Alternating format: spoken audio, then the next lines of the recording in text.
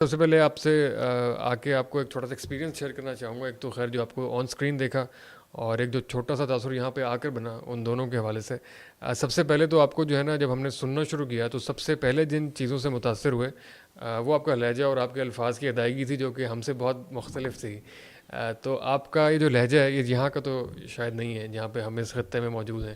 تو یہ کہاں کا ہے؟ یہ آپ نے اسپیشلسٹ پہ کوئی محنت کی ہے یا نیچرل ہے, یا اس کے پیچھے کیا کوئی فلاسفی ہے؟ نہیں، لہجے پہ تو کم از کم کوئی محنت نہیں کر سکا، بلکہ کسی بھی چیز پہ جس طرح اپنے اوپر محنت کی ضرورت ہے تو نہیں کر سکا. اور میں چونکہ کراچی سے تعلق ہے تو شاید کراچی کا ایک لہجہ شاید ہو، کیونکہ میں ابھی اسلام آباد تو ابھی کچھ عرصے سے چند سالوں سے اسلام آباد میں مقیم ہوں، لیکن شاید اس وجہ سے لہجے میں کچھ اچھا. فرق محسوس ہو رہا ہے. نہیں, وہ بہت اٹریکٹ کرتے ہیں. اور یہ شاید پچھلے دنوں میں ایک تقریر میں تھا, ایک تقریب میں تقریر ہو رہی تھی, تو وہاں پہ میرے ساتھ ایک دوست تھے. انہوں نے ایک بڑا دلچسپ جملہ کہا. انہوں نے کہا یہ ساری باتیں ہم ایک اور صاحب سے بھی سنتے تھے, لیکن یہ والی دلچسپی اور یہ والا جو ہے وہ انٹرسٹ محسوس نہیں ہوتا تھا. تو یہ جو الفاظ اور بات کہنے کی ادائیگی اور جو پورا ایک انداز ہوتا ہے, اس کا بھی فرق پڑتا ہے آپ کے خیال میں؟ یہ جو پوری, اور میں اس کو کنیکٹ کرنا چاہوں گا ایک اور اس سے, کہ یہاں پہ آگے ایک وائب محسوس ہوئی. آپ وائب کے اوپر کوئی بات کرتے ہیں, کے لیے ورڈ بہت ایک وہ ہے, اس کا پتہ نہیں کیا معنی آپ لیں گے, اس کو بہت سارے وائبریشن بھی کہتے ہیں. تو یہ جو پوری وائب ہوتی ہے, اس کا بھی ایک پوری انسانی شخصیت کے اوپر اور اگلے مخاطب کے اوپر اثر پڑتا ہے کیا؟ یہ تو اچھا سوال ہے. لہجے اور الفاظ کا چناؤ اور انداز، اس کا اثر کچھ پڑتا ہوگا اور بات ٹھیک ہے. میرا خیال ہے کہ زیادہ مناسب جو چیز ہے، جو سب سے بنیادی بات ہے، وہ یہ ہے کہ کوئی انسان اپنے وجود کی سچائی کے ساتھ، ایک وجودی صداقت کے ساتھ کسی ایسی بات کو پیش کر رہا ہو جس کو اگر وہ پیش نہ کر سکے تو تکلیف محسوس کرے. مطلب ایک ایسی بات، یعنی جو ہماری زندگی کی بڑی جدوجہد ہوتی ہے نا، یا کسی آدمی کے پاس کوئی بڑی بات ہے دنیا سے شیئر کرنے کے لیے، اور اگر میں اس سے پوچھوں کہ اگر یہ بات تم نہ کرو تو کیا ہوگا، تو مطلب وہ کہے کہ میں شاید جی نہیں سکوں گا، مجھے اپنی مطلب میرے لیے یہ بات بہت اہم ہے، میں اس بات پہ بلیف کرتا ہوں، اس بات کو محسوس کرتا ہوں، اس بات کو میں نے اپنے پورے وجود کے اندر جذب کیا ہے، اور ایک وجودی صداقت کے ساتھ میں یہ بات آگے پیش کر رہا ہوں. تو میرا یہ خیال ہے کہ یہ، یعنی کسی بھی انسان کی کچھ مطلب اس کے کچھ حاصل زندگی ہوتا ہے، اس کے کچھ اعتقادات ہوتے ہیں، اس کی کچھ اس کے پاس کچھ ہوتا ہے، اور وہی اس کی مطلب وہ قرآن کی جو آیت کبھی کبھی ذہن میں آتی ہے، وہ جو یعنی آنی تو زیادہ چاہیے لیکن کبھی کبھی آتی ہے، اب یہ ہمارے ذہن کی جی. خرابی ہے. وَتَوَاصَوْا بِالْحَقِّ وَتَوَاصَوْا بِالصَّبْرِ. تو تواصو جو ہے نا، اسی سے وصیہ اس کی روٹ ہے نا، مطلب تو اسی سے لفظ بنا ہے وصیت. تو جو چیز میری ہے ہی نہیں اس کا تواصو میں کیسے کروں؟ تو مطلب پہلے وہ چیز، یعنی اس پہ میں جس چیز کا اگر میں حامل اور عامل ہوں اسی کا تواصو ہو سکتا ہے، نہیں تو بس وہ ایک ویسے ہی فنکاری ہے. مطلب اسٹیج کے اداکار نے آ کے کچھ ڈائلاگ بولے ہیں، وہ جو اظہار محبت تھا وہ مطلب اس میں دل شامل نہیں تھا، اس میں وجودی سچائی شامل نہیں تھی، بس وہ ویسے ہی ایک مطلب اچھا لگ رہا تھا تو بول دیا. تو یہ ڈائلاگ بازی اور وہ کلام جو وجودی صداقت کے ساتھ ادا ہوتا ہے، اس میں فرق ہوتا ہے. میں سمجھتا ہوں کہ ہر انسان کی زندگی کے کچھ ایسی چیزیں ہوتی ہیں جس میں اس کو بڑا بلیف ہوتا ہے، بڑا وہ اس کا حاصل زندگی ہوتا ہے. میں اصل میں تھوڑا سا جو آپ سے میں نے شیئر کیا کہ ایک وائب محسوس ہوئی. خیر میں آڈینس کو شاید پتہ نہیں ہوگا, آج ہم جب پوڈ کاسٹ کرنے کے لیے یہاں پر آئے ہیں تو یہ شہر سے ہٹ کے ایک جگہ ہے جہاں پہ صدیقی صاحب نے ہمیں انوائٹ کیا ہے, ہمارے لیے سعادت کی بات ہے. تو یہ میں پوچھنا چاہتا ہوں کہ آپ ایک شہر سے ہٹ کے, ابھی آپ نے فرمایا کہ آپ کراچی سے آپ کا تعلق تھا جو کہ پاکستان کا سب سے بڑا ایک میٹروپولیٹن سٹی ہے, ایک تو آپ وہاں سے شفٹ ہوئے اسلام آباد ہے, اور اسلام آباد بھی آپ نے مین سٹی سے ایک طرح ہٹ کے یہاں پہ جو ہے پوری ایک فصل ہے اور گرینری ہے اور ایک جنگل کا انوائرمنٹ ہے, اس میں کچھ جو ہے وہ آپ نے کوئی سیٹنگ ویٹنگ کر رکھی ہے, تو اس کے پیچھے بھی اوبیسلی کوئی تھاٹ ہوگا. تو یہ اس کے پیچھے کیا فلاسفی؟ بس یہ ایک ہماری کوشش تھی کہ فطری طرز زندگی کو اختیار کیا جائے. سادگی کو اختیار کیا جائے. جس حد تک ہم کوشش کر سکتے ہیں اس ہنگامے سے, شور شرابے سے اور جدید شہری زندگی کی جو روش ہے اس سے جس حد تک اپنے آپ کو نکال سکتے ہیں, تو اس کی ایک ادھوری سی کوشش ہے. تو وہ اس میں مزہ نہیں آ رہا تھا آپ کو دوسری زندگی میں؟ میرا خیال ہے کہ نہیں, مزہ تو بالکل نہیں آ رہا تھا اچھا اور آنا نہیں چاہیے. مطلب یہ بات صحیح ہے. اصل میں ہوا یہ ہے کہ وہ جو شور ہے اور وہ جو ہنگامہ ہے وہ جس طبیعت کو راس آتا ہے نا, اسی حد تک اس طبیعت کے ساتھ مسئلہ ہے. مطلب یعنی اصولی طور پر انسان کو فطرت اور خاموشی اور فطرت کا جو حسن ہے وہ انسان کو یعنی پسند آنا چاہیے اور انسان کی خواہش ہونی چاہیے کہ اس سے قریب زندگی گزارے, لیکن ہم نہیں گزار پاتے, وہ ایک الگ بات ہے. تو یہ جو شہر ہوتا ہے نا, یہ تو اصل میں سفید کالر والے جو محنت کش ہیں ان کے رہنے کے لیے کوئی ٹھکانہ بنا دیا گیا ہے, جس میں وہ مطلب یعنی جن محلوں میں بچے کچھ کھیل لیتے ہیں شہروں میں, وہ اصل میں مطلب اس کا مقصد یہ نہیں ہے کہ مطلب انسان ایک بھرپور زندگی گزارے. اس کا تو مقصد یہ ہے کہ بھئی اصل میں تو کمانا, خریدنا اور صرف کرنا, ارننگ, بائنگ اور کنزیومنگ کا ایک وشیس سائیکل ہے. اس کے اندر ہر انسان کو لگا دیا جائے تو یہ ہے شہری زندگی. تو اس میں لوگ پھنسے ہوئے ہیں. ظاہر آپ نے جس طریقے سے اس کا اظہار کیا ہے تو آپ اس کا ظاہر پرچار بھی کرتے ہوں گے, دوسروں کو ریکمینڈ بھی کرتے ہوں گے کہ اس جو طریقہ زندگی ہے, جو لائف سٹائل ہے, اس کو اڈاپٹ کیا جائے. لیکن کیا پریکٹیکلی پاسبل ہے کہ ہر بندہ اس کو افورڈ کر سکے یا اس کا مینیج کر سکے؟ مطلب یہاں پہ بھی جو ہمارے سامنے اس ٹائم ویو ہے, ہمارے سامنے پہاڑ نظر آ رہے ہیں, یہ پودے ہیں, یہ سب کچھ ہے, اس کے لیے جگہ بھی چاہیے اور شہر سے تھوڑا سا ہٹ کے بھی ہے, تو ہر بندے کے لیے تو شاید اس طرح کی پاسبل نہ ہو کہ اس کو اڈاپٹ کر سکے. نہیں, انشاءاللہ اتنا مشکل نہیں ہوگا, بہت آسان. میں سمجھتا ہوں کہ 2-3 چیزیں ہیں. مطلب اگر کنوکشن موجود ہے, یہ موجود ہے کہ مطلب میرے لیے اچھا کیا ہے, اس کو اگر ہم کسی اصول کی بنیاد پر ڈیفائن کر سکیں تو انشاءاللہ اتنا مشکل نہیں ہوگا. کراچی میں جتنے کی کسی انسان کو قبر ملتی ہے, مطلب قبر کا پلاٹ بھی خریدنا پڑتا ہے, تو دیہاتوں میں اتنے کا کینال مل جاتا ہے. مطلب میں یہ بالکل عملی تجربے, مطلب اس وقت کراچی میں ایک قبر اگر کسی صاحب کو خریدنی ہو تو وہ اتنی مہنگی ہے اور اتنی مشکل سے مناسب جگہ پہ ملے گی, اور دیہاتوں میں آپ کو اتنے پیسوں میں ایک کینال مل جائے گا. مطلب کراچی کے بڑے شہر میں جتنے پیسوں میں قبر ملتی ہے, چھوٹے شہر میں اتنے ہی پیسوں میں یہ پورا لائف سٹائل آپ کہہ رہے مل جائے گا. ہاں, مطلب ایک کینال تو مل جائے گا. اور مطلب اور وہ چھوٹے شہر نہیں بلکہ دیہاتوں کی طرف اگر ہم نکلیں تو باقی اصل میں نفسیاتی صحت, خاموشی, سکون, فطرت سے.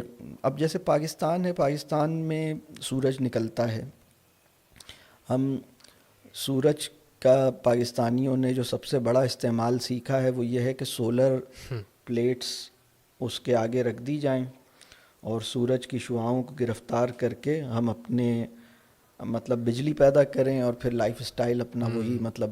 لیکن ہمیں بھی اس کی ضرورت ہے, ہمارے خلیوں کو بھی وائٹامن ڈی چاہیے ہوتا ہے. تو سورج کا یہ استعمال جو حضرت آدم علیہ السلام سے چل رہا تھا وہ ہم نے موقوف کر دیا ہے. سورج کا وہ استعمال جو ایڈیسن کے بعد سے مطلب جس کی ضرورت ہمیں محسوس ہوئی وہ ہم نے مطلب اس پہ بضد ہیں. تو اب یہ سورج کی روشنی کو محسوس کرنا یہ ہماری نفسیاتی اور اعصابی تازگی کے لیے درکار ہے. اور مطلب یہ جو اب باد نسیم کیا ہوتی ہے لوگ نہیں جانتے, اور جب اس کا تجربہ نہیں کیا تو وہ ساری شاعری جس میں باد نسیم کا کوئی حوالہ موجود ہے وہ سب ایک irrelevant ہو گیا نا. مطلب وہ تو اتنا مشکل نہیں ہے. صحیح. آپ کا ذاتی ایکسپیرینس اس بارے میں کیا رہا؟ آپ نے شہر میں بھی زندگی گزاری, آپ نے گزشتہ چند سالوں سے یہاں پہ بھی زندگی گزاری. آپ کی زندگی پہ, آپ کے سوچ و فکر پہ, آپ کے دماغ پہ اس کا کیا اثر ہوا؟ آپ نے کوئی اس کا آبویسلی اس کو انالائز کیا ہوگا کچھ نہ کچھ. وقت بہت ہوتا ہے الحمدللہ. اچھا, ماشاء اللہ. اللہ کا بہت احسان ہے. مطلب وقت میں بہت برکت ہوتی ہے, بہت سارے کام, بہت ساری باتیں کرنے کے بعد بھی, اور توانائی بھی ختم نہیں ہوتی اور وقت بھی ختم نہیں ہوتا, دن بھی ختم نہیں ہوتا اور توانائی بھی ختم نہیں ہوتی, اور ہمارے کام مکمل ہو چکے ہوتے ہیں الحمدللہ. اور شہروں میں اس کا الٹا ہوتا ہے, توانائی بھی ختم ہو جاتی ہے, انرجی ڈرین ہو جاتی ہے اور ٹائم بالکل نہیں ہوتا. دن ختم ہو جاتا ہے, توانائی ختم ہو جاتی ہے اور کام ناتمام رہتے ہیں، یہ شہر ہے. تو الحمدللہ بہت بہتر محسوس کرتے ہیں، بہت بہتر. مطلب کوئی اس کا موازنہ نہیں کیا جا سکتا. جو خاموشی ہے، کچی زمین پہ چلنے کا لطف ہے. اب شہروں کے اندر بارش ایک وبال ہے. ہمارے گاؤں میں بارش جو ہے وہ مطلب ایک ایک قطرے کو دیکھ کے دل چاہتا ہے کہ اس کے اوپر سبحان اللہ اور الحمدللہ کہا جائے. اتنی خوشی ہوتی ہے اس لیے کہ جس دن بارش ہو رہی ہوتی ہے اس دن ہماری موٹر نہیں چلتی. اس دن ہم اپنے بور سے جو پانی نکال کے پودوں کو یا سبزیوں کو یا باقی چیزوں کو دینا ہوتا تھا وہ نہیں دیتے. وہ اللہ کی، اور بارش کے پانی کے اندر جو اس کی کوالٹی ہے، وہ جو پانی ہم دیتے ہیں اس کی وہ کوالٹی نہیں ہے، وہ الگ ہے. یہ جو پورا لائف سٹائل ہے یہ پورے مکمل ایک سوچ کو بھی آبویسلی تشکیل دیتا ہے. اور میں تھوڑی سی بات کو آگے بڑھاتے ہوئے، آپ شہر کے شور سے دور آ کے آپ نے سب کچھ بسایا. اس سے تھوڑا سا آگے جائیں تو آپ جو ٹریڈیشنل نظام تعلیم ہوتا ہے اس کے بھی بہت زیادہ حامی نظر نہیں آتے اپنی بہت ساری باتوں میں. تو آج کل تو بہت زیادہ ڈبیٹ بھی ہے کہ جو ہوم اسکولنگ ہے اور جو ٹریڈیشنل ایجوکیشن سسٹم ہے اس کے اوپر بہت سارے کویشچن مارکس اٹھائے جا رہے ہیں. تو آپ کے خیال میں ہوم اسکولنگ والا جو کانسیپٹ ہے اور جو ٹریڈیشنل ایجوکیشن کے خلاف جو پوری ایک بیانیہ نظر آ رہا ہے، آپ کے خیال میں یہ پریکٹیکل ہے؟ اس کی طرف بھی پیش رفت ہو سکتی ہے؟ میں سمجھتا ہوں ہوم اسکولنگ کے حوالے سے دو بہت اہم سوال ہیں. پہلا سوال یہ ہے، ہم اپنے بچوں کو تعلیم کیوں دلوا رہے ہیں؟ اور اگر اس سوال کی اصلاح نہ ہو تو ہم ہوم اسکولنگ میں بھی ویسا ہی شر پیدا کرنے میں کامیاب ہوں گے جو اسکول کے اندر جس سے ہم بچانا چاہتے تھے. مسئلہ ختم نہیں ہوگا. تو ابھی تو مطلب لوگ یہ سوچ رہے ہیں کہ بھئی اگر تعلیم نہیں لے گا تو جاب کہاں کرے گا، تعلیم نہیں لے گا تو کمائے گا کیسے. تو اگر یہی ذہن میں بیٹھا ہوا ہے اور اسی وجہ سے آپ سوچتے ہیں کہ ہوم اسکولنگ بھی معاش کے لیے، اور معاش بھی بذریعہ نوکری، یعنی تعلیم کا مقصد معاش ہے اور معاش بذریعہ نوکری ہے. اگر ہم اتنی نچلی سطح پر کھڑے ہو کر اپنی اولاد کی تعلیم کا کوئی منصوبہ بنائیں گے تو وہ کوئی بڑا نتیجہ پیدا نہیں کرے گا. ایک ایسی قوم یا ایک ایسی نسل یا ایک ایسا فرد جس کے پاس کوئی بڑا خواب ہوتا ہے، جس کی زندگی بڑی بامانی ہوتی ہے، جس کے اخلاق اور جس کی جو بندگی کے مقاصد کا تحفظ کر سکتا ہے یا معیار بندگی جس کا کوئی بلند ہو پاتا ہے، تو ایسا انسان تو ہم نہیں پیدا کر سکیں گے. تو ایک مسئلہ تو یہ ہے. دوسرا مسئلہ ہے کہ تعلیم کیسے دی جائے.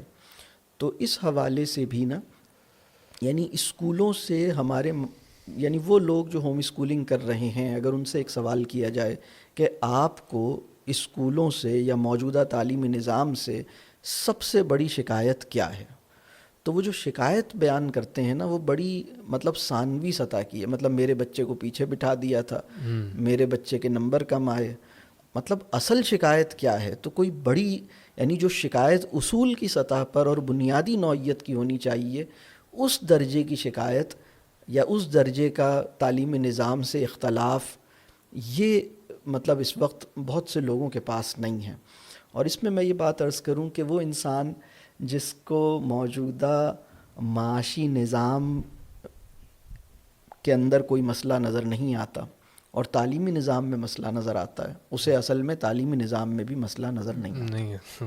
یعنی مسئلہ معاش کا ہی ہے. ہاں، مسئلہ سرمایہ دارانہ معاشی نظام کا مسئلہ ہے، جس کے خدمتگار اور جس کے پرستار تعلیمی نظام سے پیدا ہوتے ہیں. ٹھیک ہے، ایک پرابلم یہ مقاصد کے ساتھ ہے. دوسرا مسئلہ جو ہے یعنی بھیڑ چال میں خوشی خوشی چل سکنے کا مرض اتنی کامیابی سے تعلیم ہر ایک کے اندر ڈال رہی ہے، اس پہ کچھ نہیں سوچا کسی نے. یعنی جہاں سوال کرنا چاہیے وہاں نہیں کرتے، اور جہاں سوال نہیں کرنا چاہیے وہاں سوال کا حق مانگتے ہیں. اللہ ایسا کیوں ہے، جنت فلاں کے لیے کیوں ہے، اس قسم کے سوالات کے لیے جیسے اچھلتے رہتے ہیں.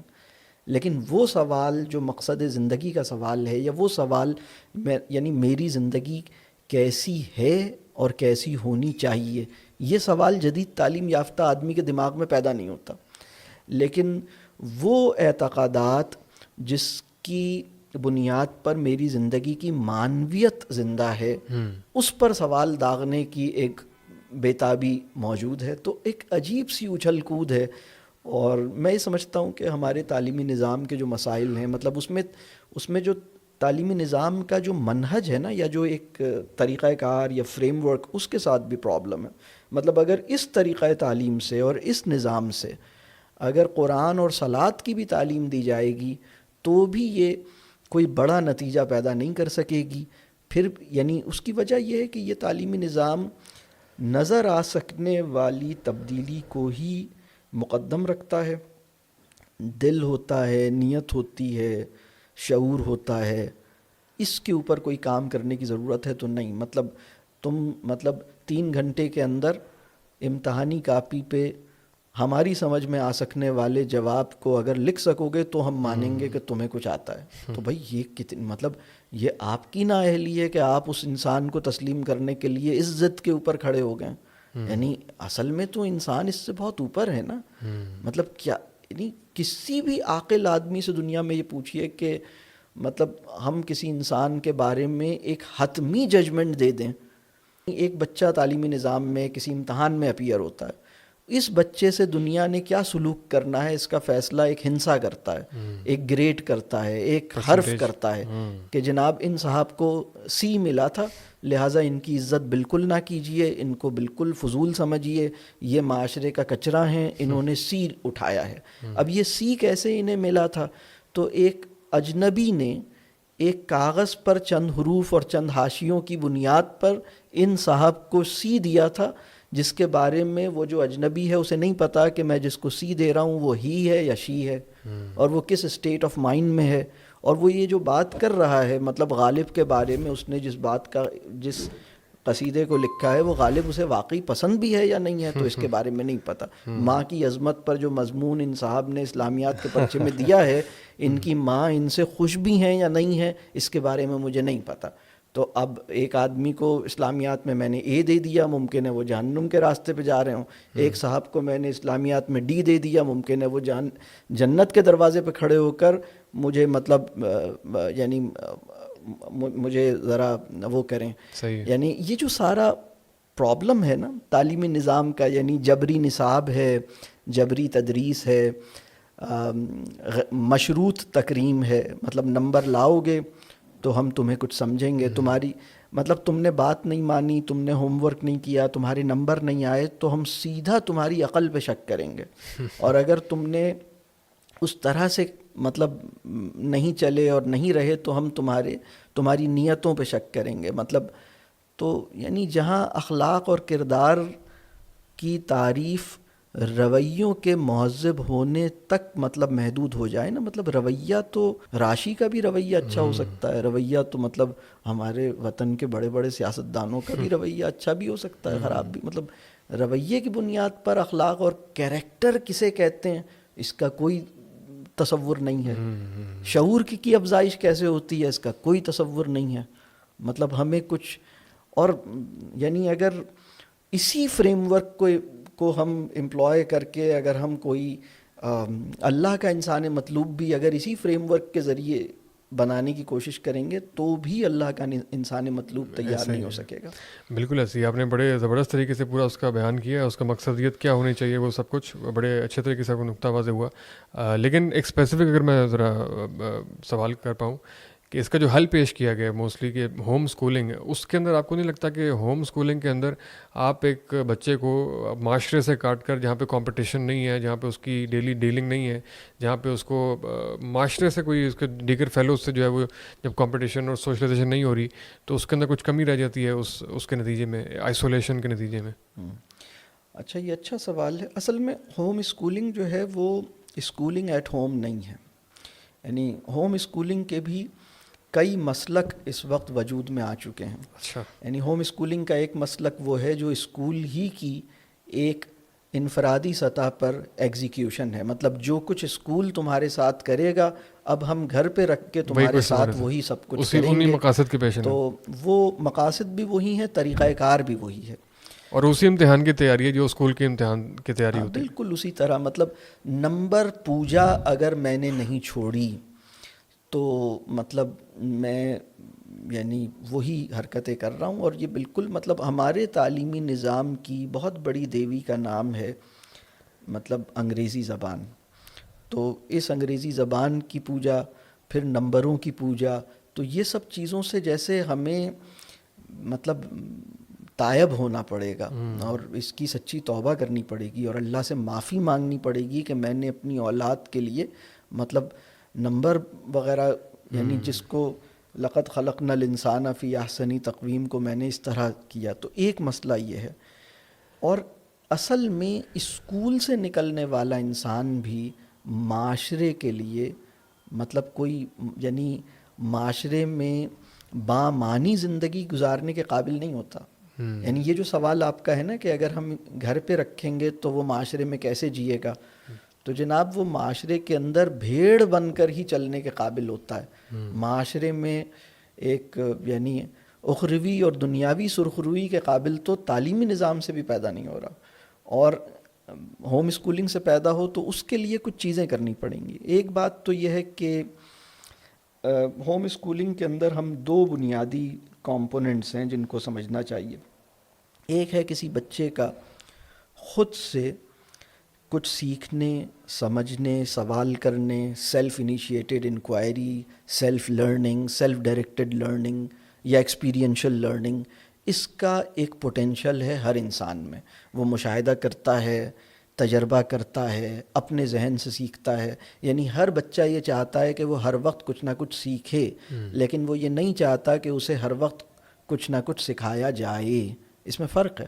یعنی وہ یہ تو چاہتا ہے کہ میں ہر وقت کچھ نہ کچھ سیکھوں, لیکن میں یہ نہیں چاہتا کہ مجھے ہر وقت کوئی آدمی کچھ سکھائے. تو ہر وقت سر پہ کھڑے ہو کر اگر ہر وقت اس کے سر پہ کوئی سکھانے والا کھڑا رہے گا تو اس کے سیکھنے کا جو فطری عمل ہے وہ متاثر ہوگا. تو ایک پرابلم تو یہ ہے جو پری میچیور انسٹرکشن ہے, جو فورسڈ انسٹرکشن ہے, جو اوور انسٹرکشن ہے, جو انسٹرکشنل کہہ لیجیے یعنی یا جو ایک جسے میں کہوں گا کہ رجیم ہے, یعنی اس کو ہمیں پہلے اس کو کھولنا پڑے گا. بالکل ایسے سادہ الفاظ میں کوئی اگر فرد جو ہے کوئی بچہ اگر کوئی کام کرنے کے لیے جا رہا ہے, اس کو کسی بزرگ نے سختی سے کہہ دے کہ یہ کام کرو, تو وہ کچھ عرصے کے لیے وہ کام میں ذرا تاخیر ڈال دے گا کہ میں اب کرتا ہوں ذرا تھوڑی دیر. یعنی ایک اس کا اپنا مشاہدہ, تجزیہ, چیزوں کو سمجھنے, ایبزارب کرنے, قبول کرنے, رد کرنے کا ایک اپنا فطری میکانزم ہے, اور وہ اللہ نے رکھا ہے اس کے اندر. اس کی تخلیق ابلیس کے ہاتھوں نہیں ہوئی ہے. اس کا جو بھی نیچرل پوٹینشل ہے وہ من جانب اللہ ہے, وہ ایک نیچرل ہے, وہ فطری ہے, اور اس سے ایک بڑی خیر اس کو حاصل ہوتی ہے. اس کی تحفیظ ہونی چاہیے, اس کو پروٹیکٹ کرنا چاہیے, بلکہ اس کو نرچر کرنا چاہیے, اس کی نگہداشت ہونی چاہیے. تو ایک کمپوننٹ یہ ہے. دوسرا کمپوننٹ ہے اصحاب علم کی صحبت, اور اس کو ہم کہتے ہیں مطلب اصحاب علم کی صحبت, اور اصحاب علم کے ساتھ یعنی علم دوستی ہے, اصحاب علم کے ساتھ اپنی اصلاح اور اپنی مطلب اس کی زندگی میں اساتذہ اور اصحاب علم اور مربیوں کو بھی آنا چاہیے, اور تربیت کا ایک پروسیس یعنی کوئی اس کی تربیت کرے, اور وہ تربیت ایسے ہو اس کا بھی جو فریم ورک ہے وہ مکالمہ ہے. یعنی کسی کی صحبت میسر ہے, کوئی ایسا انسان جو اس پر اعتماد کرتا ہے, اس کی عزت نفس کو مجروح نہیں کرتا, اور اس کے ساتھ ایک بامعنی مکالمے کا آغاز ہو سکتا ہے, تو یہ بہت اچھی بات ہے. تو ہم جو بامعنی ایجوکیشن, میننگ فل ایجوکیشن کو ہم ڈیفائن کرتے ہیں ایکسپیرینشل لرننگ پلس مینٹرنگ. تو اگر ایکسپیرینشل لرننگ اور مینٹورشپ ان دونوں کا ایک مناسب کمبینیشن ایگزسٹ کرتا ہے, یعنی والدہ یا والد صاحب یا دادی یا دادا جو اس کے لیے ایک مربی کی حیثیت بھی رکھتے ہیں, اور پھر وہ مطلب اپنی چیزوں کو توڑتا ہے, کھولتا ہے, کچھ تجربے کرتا ہے, مٹی سے کھیلتا ہے, کاغذ پہ چیزیں بناتا ہے. ہر وقت اس کی اصلاح کرنے کے لیے لوگ کمر بستہ نہیں ہوتے, لیکن وہ یہ ہوتا ہے کہ ہاں اس کی زندگی میں کچھ اصلاح کا پروویژن بھی موجود ہے.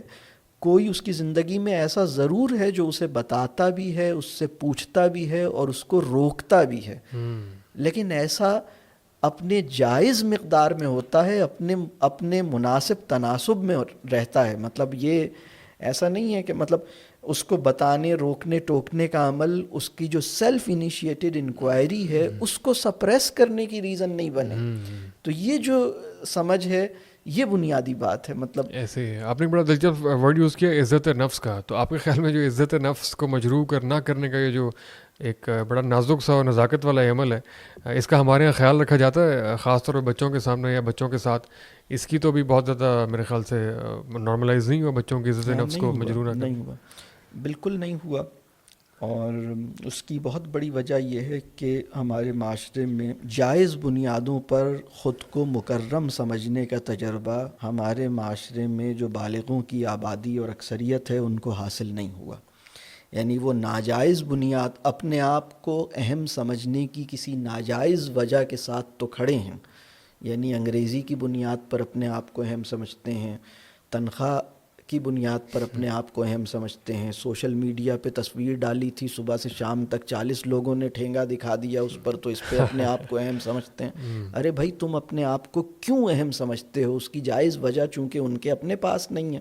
لہٰذا اولاد کی بھی عزت نفس جو ہے, یعنی ہماری عزت نفس بھی بڑے جتن سے حاصل ہوئی ہے, عموماً غیر محفوظ رہی ہے.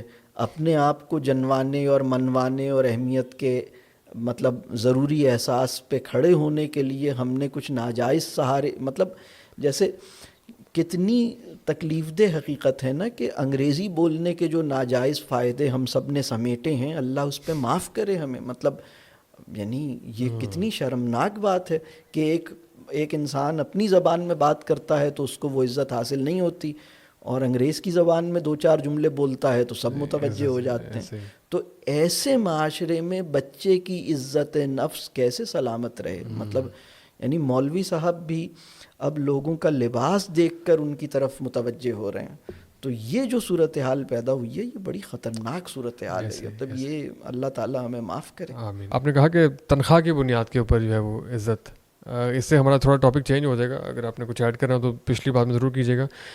لیکن ہم نے دیکھا کہ ہمارے یہاں جو ابھی سکسیس سٹوریز بہت ساری پیش کی جا رہی ہیں, وہ ایک نیا ٹرینڈ دیکھنے میں ہے کہ جو بہت مالدار لوگ ہیں یا جو ویلتھ انفلوئنسرز ہیں یا بہت مطلب اس کہانی شروع یہاں سے کرتے کہ میں نے بائک سے شروع کیا اور میں گاڑی لی, پھر بڑی گاڑی لی اور آج میں یہاں اس مقام پہ پہنچا ہوں اور میرا یہ لائف سٹائل ہے.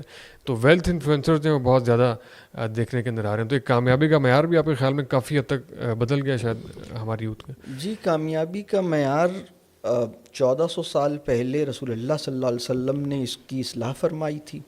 ایک آدمی تھا جس کو معاشرہ ابو الحکم کہتا تھا, ہیرو مانتا تھا, بہت اس کا معترف تھا, بہت اس کا پرستار تھا, لیکن اس نے حقیقت کا انکار کیا اور رسول اللہ صلی اللہ علیہ وسلم کا انکار کیا.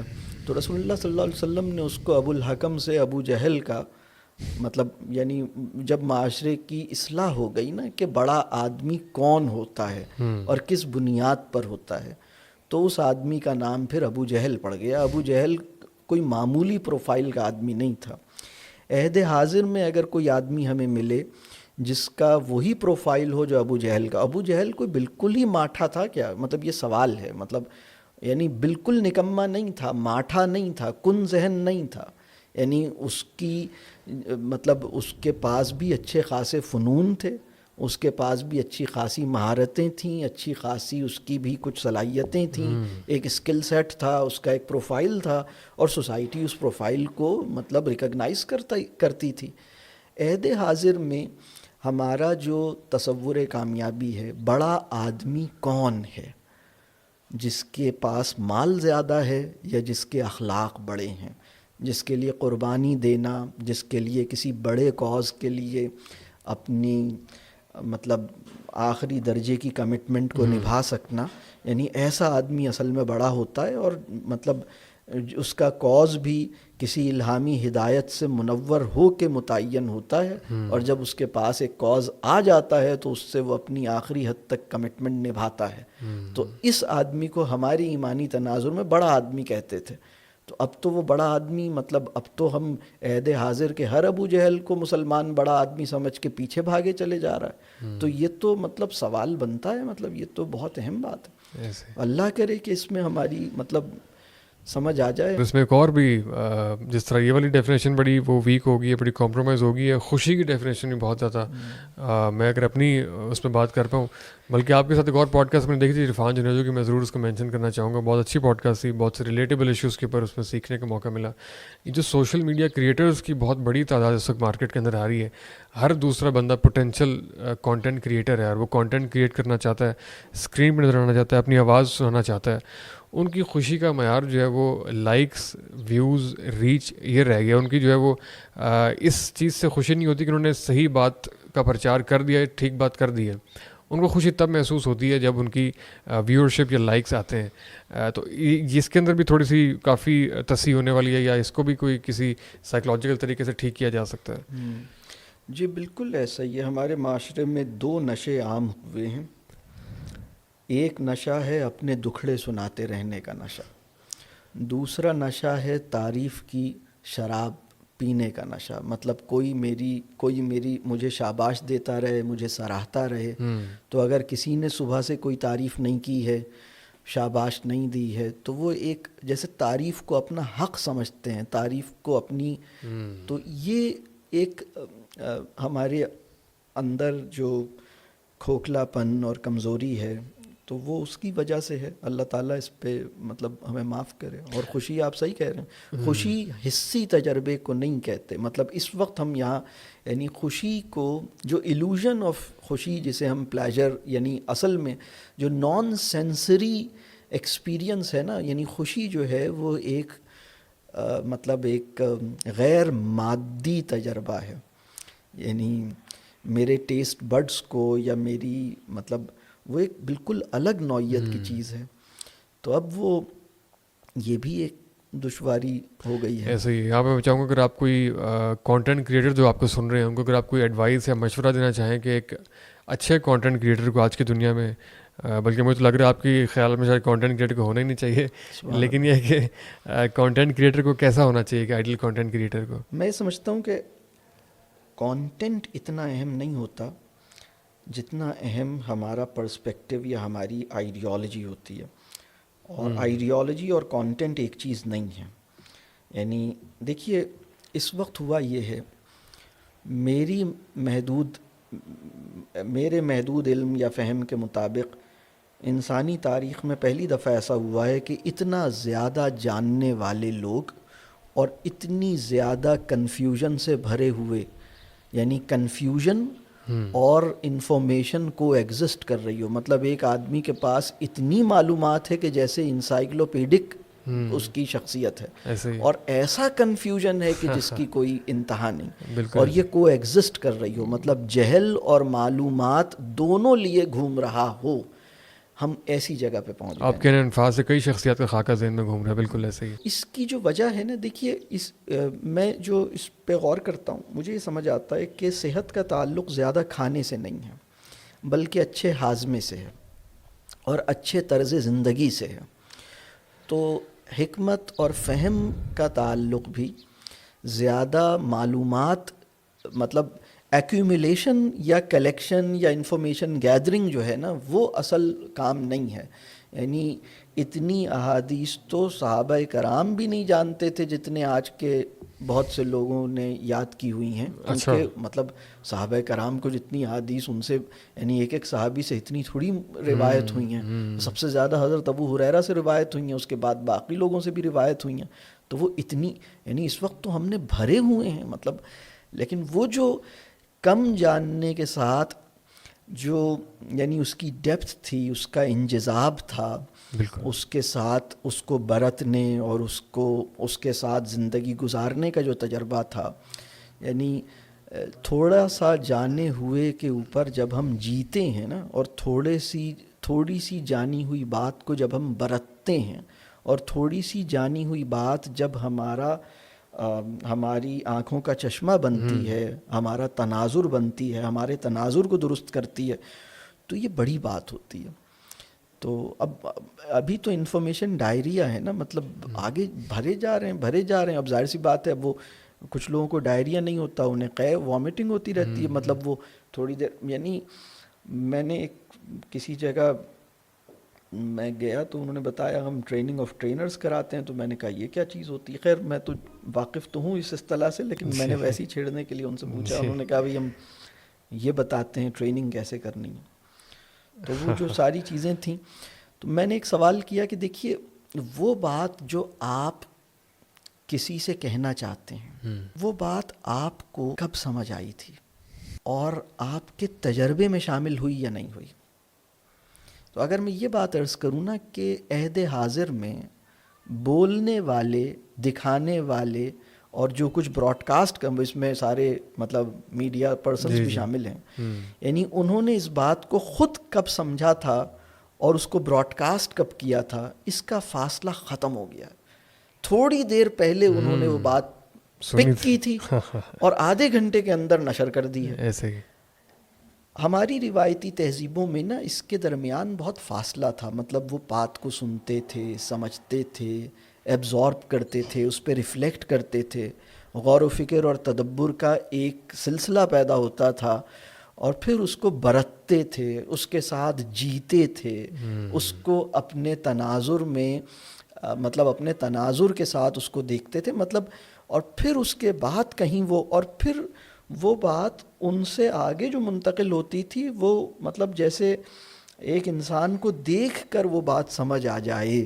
تو یہ وہ اصحاب ہوتے تھے, یعنی مطلب یعنی یہ ایک بالکل الگ نوعیت کی چیز تھی نا. تو اب تو جیسے پتہ نہیں کیا ہو ایسے ہی ہے. بلکہ میں چاہوں گا اس پہ جو ایک اور اس کا پہلو ہے, ابھی آف دا ریکارڈ آپ سے بات ہو رہی تھی شروع ہونے سے پہلے, کہ بہت سے جو لوگ ہیں ان کو ان کے گھر والوں نے اسکرین پہ دیکھا تھا. بہت سی خواتین نے اپنے مردوں کو اسکرین کے اوپر دیکھا. یہ ایک الگ سے ڈائلم ہے کہ گھر والوں سے اور اپنے متعلقین سے بات کرنے کا شاید ڈائریکٹلی موقع کم ملتا ہے, اسکرین کے تھرو, مائک کے تھرو شاید زیادہ گفتگو ہو رہی ہے. یعنی وہ لوگ جو میری توجہ کا محتاج ہیں, وہ لوگ جن سے مکالمہ مجھ پر فرض کیا گیا ہے, اور وہ لوگ جن کے ساتھ مجھے بیٹھنا چاہیے, جن کی خبر گیری کرنی چاہیے, جن کو سننا بھی چاہیے. مطلب مجھ سے لوگ مجھ سے پوچھنے لگے, ایک میں کسی مجلس میں گیا, کسی یونیورسٹی میں پروگرام تھا بچوں کا, تو وہ انہوں نے پوچھا کہ سر ہمیں کس کو سنیں؟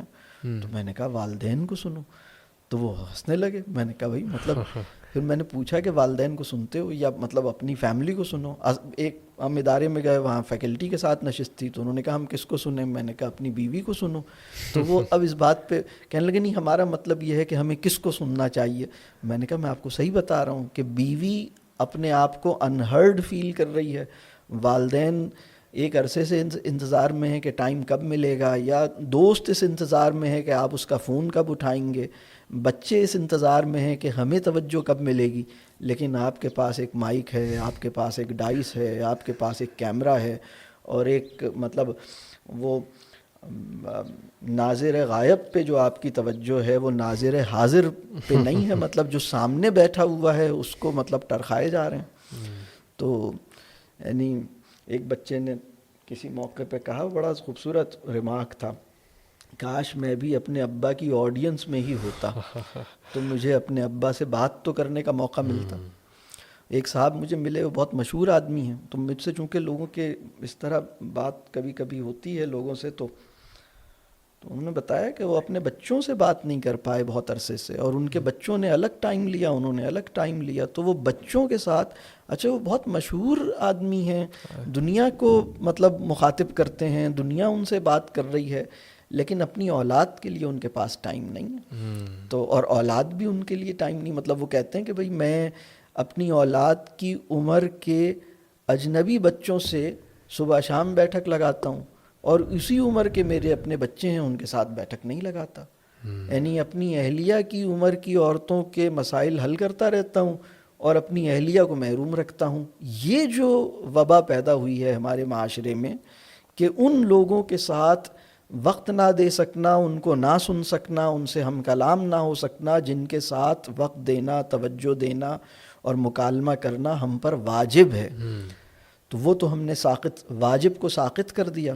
بالکل. اور ایک ایسے مطلب یہ بڑا مسئلہ ہے, مطلب یہ بہت بڑا مسئلہ ہے. ایسا ہی ہے. اور یہ مسئلہ تھوڑا سا دوسری سائڈ پہ بھی ہے. سب دوستوں نے یہ سمجھا کہ وہ فلاں بندہ جو وہ ان کے ساتھ بزی ہوگا. ہر بندہ یہ سمجھتا ہے کہ وہ جو ہے کسی ہجوم میں ہوگا اور ہمارے لیے اس میں وقت نہیں ہے, لہٰذا ہم اس کے قریب نہیں جائیں گے. اور ہر دوسرا فرد یہی سمجھ رہا ہے کہ وہ دوسروں کے ساتھ بزی ہوگا. تو وہ اپنے اندر ایک الگ توجہ بھی شاید چاہتے ہوں, یا اپنے لیے, یا اس کے اندر پتہ نہیں کوئی جلسی کا کوئی ایلیمنٹ بھی ہو سکتا ہے, یا وہ ایک جس کو کہتے ہیں کہ شریک شاید نہیں کرنا چاہتے ہیں. تو ہر دوسرا دوست یہی سمجھتا رہا کہ یار وہ فلاں کے ساتھ بزی ہوگا, اور وہ جو بندہ ہے وہ اکیلا ہی رہا, اس کو کوئی بھی ملنے نہیں گیا. تو یہ بھی ایک دوسری سائڈ کا بھی ایک اینگل پرسپیکٹیو تو بھی تو ہے یہ. بالکل صحیح کہہ رہے ہیں, ہجوم میں تنہا رہ جانے کا احساس. بالکل صحیح ہے. یہ میں سمجھتا ہوں کہ مشہور لوگوں کی زندگی کا المیہ یہ ہے, چونکہ غیر فطری بات ہے نا, یہ جو مشہوری ہے یہ کوئی کمال نہیں ہے, یہ آزمائش ہے. اور اس کو سمجھنا چاہیے کہ شہرت فتنہ ہے, آزمائش ہے. اگر اللہ نے اس آزمائش سے دوچار کیا ہے تو مجھے اس پر پریشان زیادہ ہونا چاہیے اور خوش کم ہونا چاہیے. اچھا, شہرت ایک فتنہ ہے. شہرت ایک فتنہ ہے. عزت ایک نعمت ہے, عزت بھی ایک آزمائش ہے. شہرت تو صرف ایک آزمائش ہے, مطلب شہرت اور عزت دو الگ چیزیں ہیں. بالکل. تو بہرحال شہرت ایک مطلب اللہ تعالیٰ اس سے محفوظ رکھے, ایک آزمائش ہے مطلب. تو اچھا, شہرت کے بغیر کسی فرد کے اگر بہت زیادہ دوست ہیں تو وہ ان کو یہ جو فرینڈشپ مینجمنٹ ہے اس کے بارے میں اگر آپ رہنمائی کریں, کچھ آپ نے کہیں شاید بولا بھی تھا, دوست جو ہے وہ بہت جلدی جو ہے وہ دوسرے کو گنجائش نہیں دیتے اور ناراضگیاں ذرا جلدی ہو رہی ہیں, تو اس کے اوپر بھی کوئی. تو اصل میں پورے معاشرے کی اس وقت صورتحال یہ ہے نا کہ برا ماننا, کٹی کرنا, ناراض ہونا آسان ہو گیا ہے. جی. کیونکہ ایک ایموشنلی یعنی سب سے زیادہ جس کو چاہتے ہیں سب سے زیادہ اسی کو ستاتے ہیں. اس طرح کی زندگی گزار رہے ہیں. دل دکھانا مطلب نہ بھی چاہیں تو بھی دکھاتے رہتے ہیں. تو اب ایسے ہو گئے ہیں, مطلب جیسے وہ انگریزی میں ہے نا, ہرٹ پیپل. ایسے ہی ہے بالکل. ریلیشن شپس کے اوپر بھی آپ کی بہت ساری ورک شاپ لوگ دیکھتے ہیں, آپ کو سوال بھی بھیجتے ہوں گے, رہنمائی بھی ان کو چاہیے ہوتی ہے, اور اس حوالے سے سوسائٹی کے اندر اور ریلیشن شپ میں بہت سارے پرابلمس بھی دیکھنے میں آتے ہیں. تو اگر آپ ایک خاکہ بنا پائیں کہ ایک آئیڈیل وائف اور ایک آئیڈیل ہسبینڈ کو کیسا ہونا چاہیے, وہ کیسے ہوتی ہے. ہاں, یہ بہت اچھا سوال ہے, اور میں محسوس کرتا ہوں کہ کافی عرصے سے اس طرح کے سوال پر میں بات کرتا رہتا ہوں. ایک دن مجھے خیال آیا کہ میں جب آئیڈیل ہسبینڈ کی بات کرتا ہوں تو میں جس کے لیے کرتا ہوں اس سے زیادہ وہ سنتا ہے جس کے لیے نہیں کرتا, اور آئیڈیل بیوی کی بات جب میں کرتا ہوں تو جس کے لیے کرنا چاہتا ہوں اس سے زیادہ وہ سنتا ہے جس کے لیے مطلب. تو اس کو میں یہ سوال ہے نا, اس میں یہی مسئلہ ہے. تو میں آئیڈیل بیوی بننے کی کوشش کیے بغیر آئیڈیل شوہر کے خواب دیکھنا زیادتی ہے. آئیڈیل شوہر بننے کی جد و جہد شروع کیے بغیر آئیڈیل بیوی تلاش کرنا مطلب ایک زیادتی کی بات ہے. ایک تو پہلا کام یہ ہے کہ ہم میں سے ہر انسان یعنی خاتون کو چاہیے کہ وہ آئیڈیل بیوی بننے کی اپنے اندر صفات پیدا کریں, اور یا حضرت کو چاہیے کہ وہ اپنے اندر آئیڈیل انسان بننے کی کوشش کریں.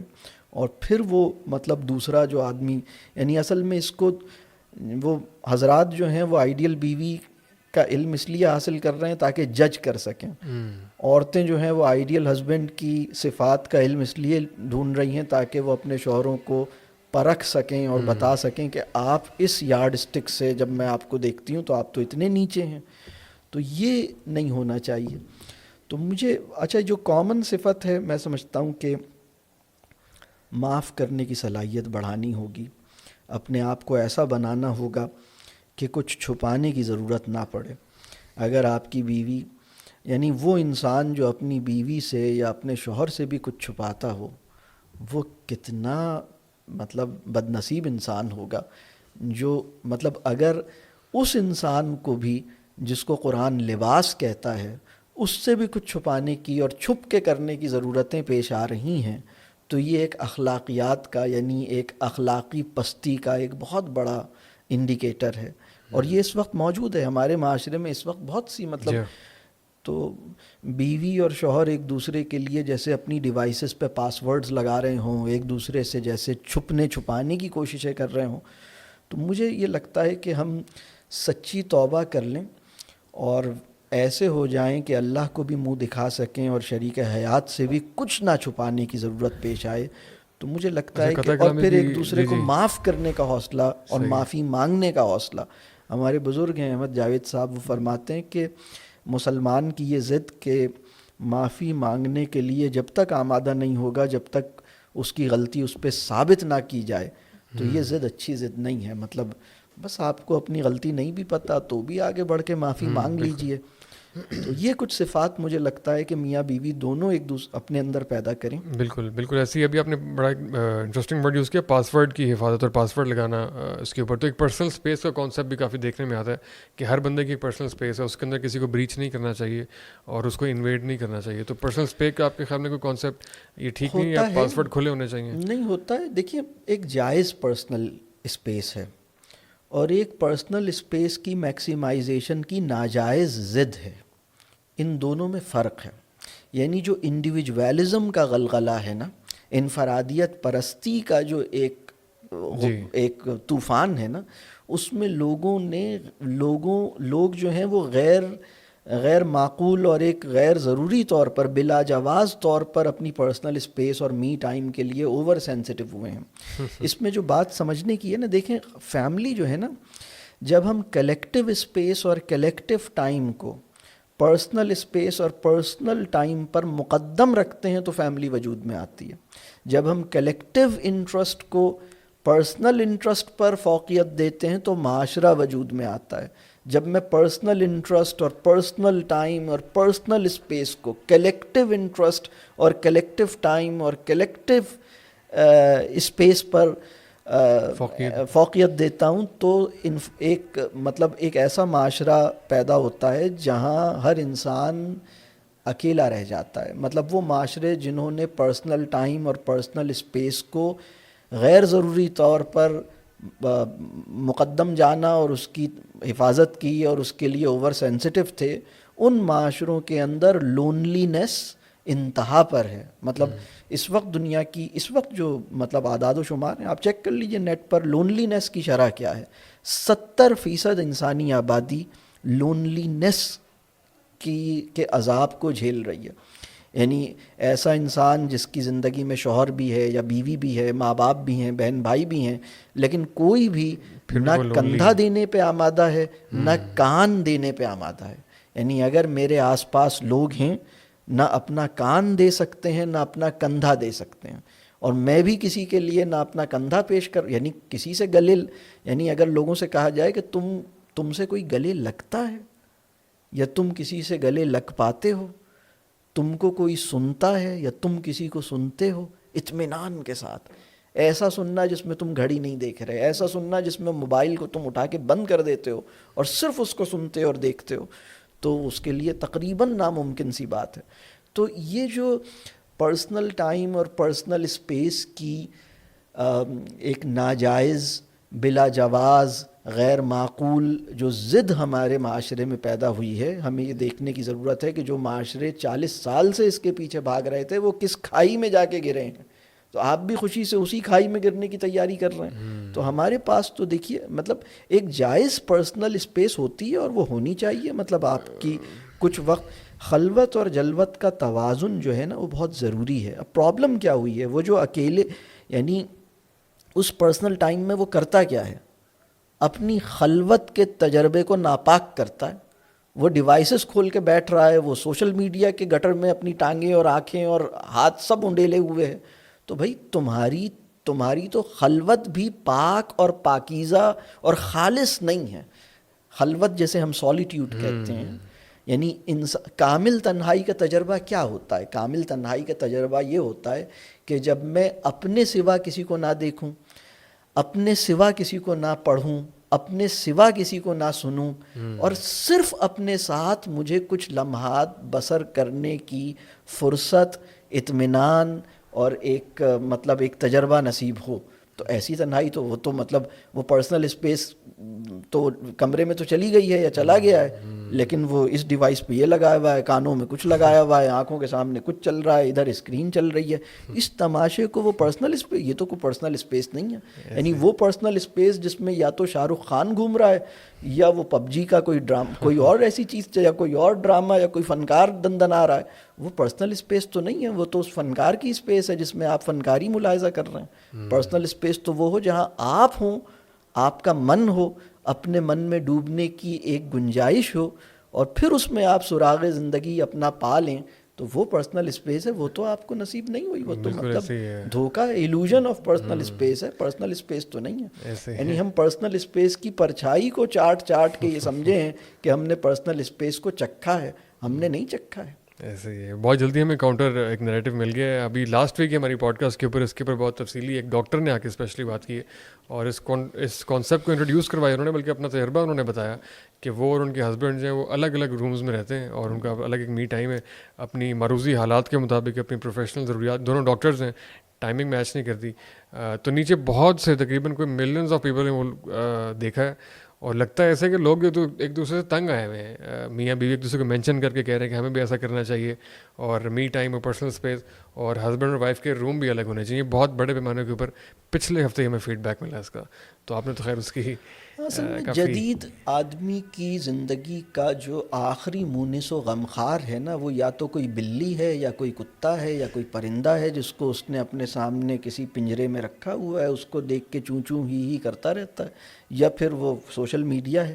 تو اس سے مطلب کیا یہ اچھا ہو کہ کسی پیٹ کی بجائے آپ کا شریک حیات یا آپ کی بہن یا آپ کا بھائی یا آپ کی فیملی کا کوئی فرد آپ کو دیکھے, اور مطلب یعنی رسول اللہ صلی اللہ علیہ وسلم نے فرمایا کہ اگر تم اپنے والدین کو دیکھتے ہو اور یا تمہیں دیکھ کے تمہارے والدین خوش ہوتے ہیں یا تم انہیں دیکھ کے مسکراتے ہو, تو جو اجر بیان ہوا ہے نا کہ مطلب ایک عظیم اجر ہے کہ تمہاری شکل دیکھ کے تمہارے والدین خوش ہو گئے, تم ان کی شکل دیکھ کے خوش ہو گئے. تو ایک دوسرے کو دیکھ کے مسکرانا صدقے کے برابر کہا گیا, اور والدین کے ساتھ اگر مسکراہٹ کا تبادلہ ہے تو وہ تو ایک اور بھی اعلیٰ درجے کا صدقہ ہے. تو اس سے ہم نے اپنے آپ کو جیسے بالکل مطلب محروم کیا ہے. ایسے ہی ہے. بہت شکریہ ڈاکٹر صاحب آپ کا, آپ کے وقت. اس پوڈ کاسٹ سے متعلق آپ کی جو بھی رائے ہو, آپ ریکمنڈیشن دینا چاہیں, کامنٹ کرنا چاہیں, میں اس سے ضرور آگاہ کیجیے گا. اگلے ہفتے انشاء اللہ آپ سے پھر ملاقات ہوگی. Thank you so much. Doctor نہیں ہوں, میں نے کہا بس آپ کو یہ, ہاں تو بس ٹھیک ہے, چلیں. Thank you. وہ کارڈ